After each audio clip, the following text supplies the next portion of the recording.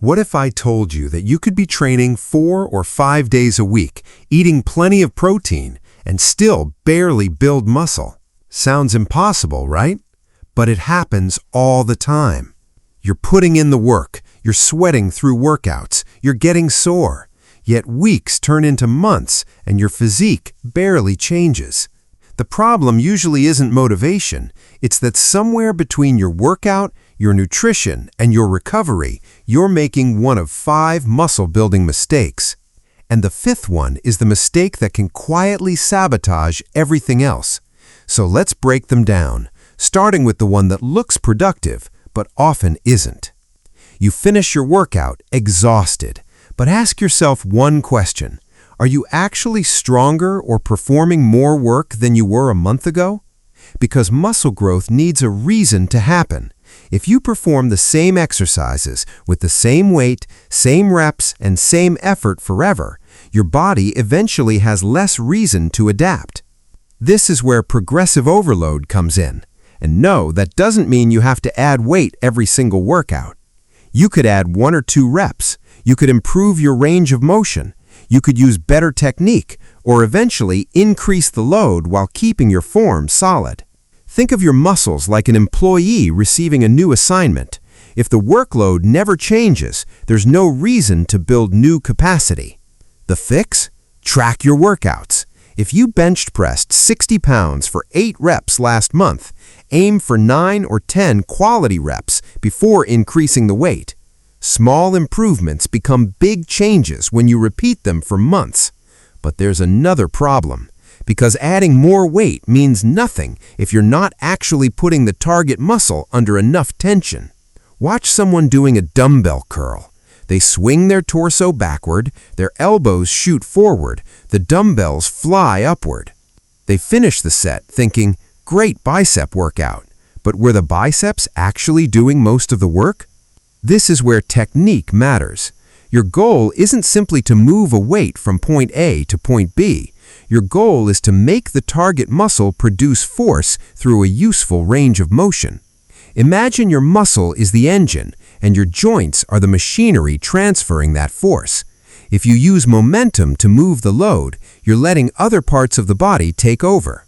For a curl, keep your upper arm relatively stable. Control the dumbbell as it lowers, then curl without throwing your shoulders into the movement. And this applies everywhere. On a chest press, don't turn every rep into a shoulder-dominant movement.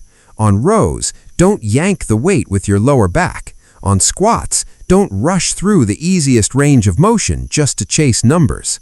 Control creates opportunity for tension.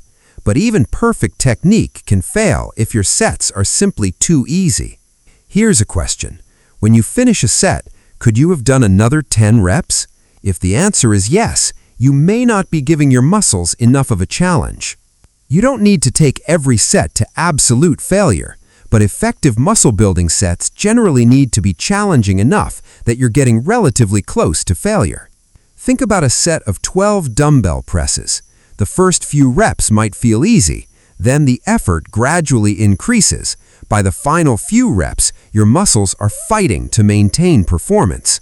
So instead of asking, how many reps did I do? Ask, how effectively can I make this muscle work?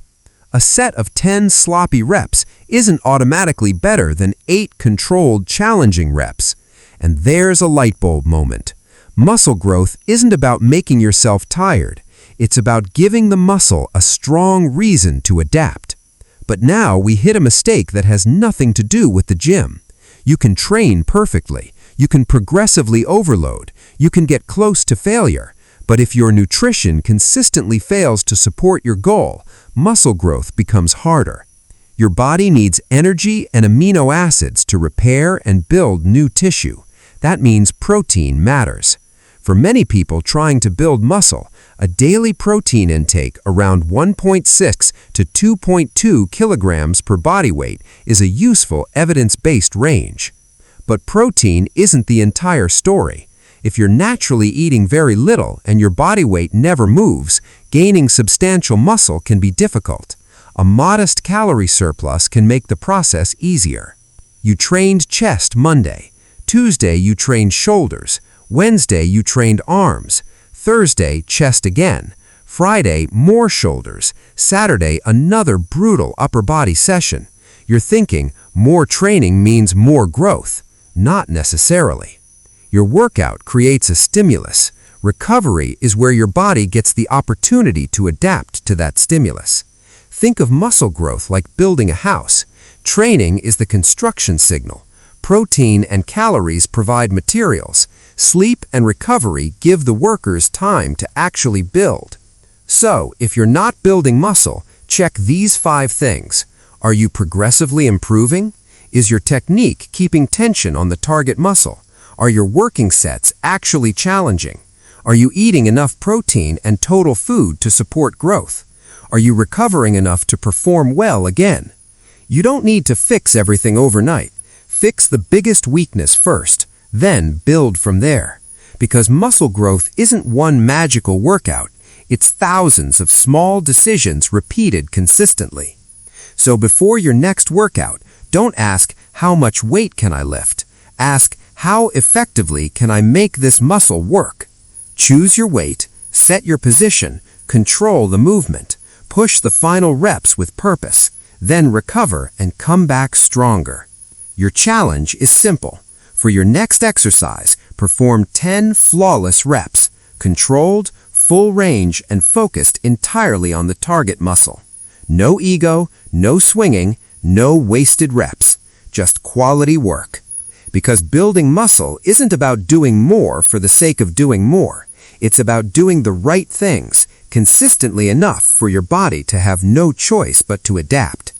Keep training smart, keep progressing, and keep showing up.